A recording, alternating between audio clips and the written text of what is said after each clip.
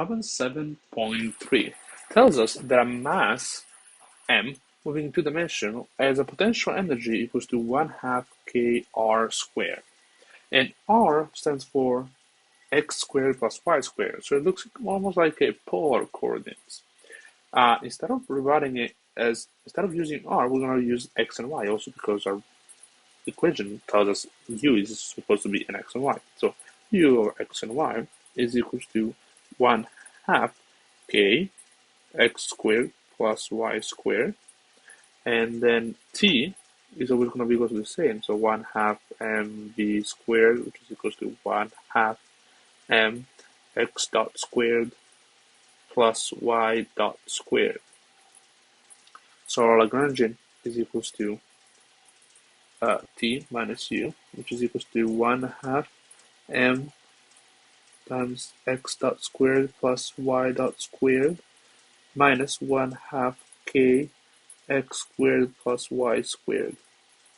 Alright, so if we derive it, we're going to have to derive it in two dimensions. So for the x, we're going to have the derivative of L in terms of x is equals to d over dt, and the derivative of L over dx dot.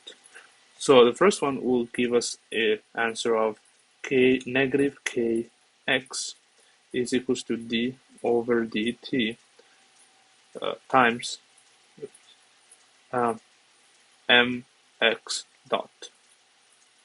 So if we solve this, we're going to have negative kx is equals to mx double dot. And as you probably saw already, this is an oscillation. So x double dot is equals to negative k over m x. And as you can see, as you probably noticed, is that this k over m is equals to our angular velocity squared. Now, in the y coordinates instead, we're going to have the same equation just in the y coordinates, so I'm just going to copy it. Oops. Okay. And with this. Okay. So we're going to have always negative ky is equal to d over dt my dot.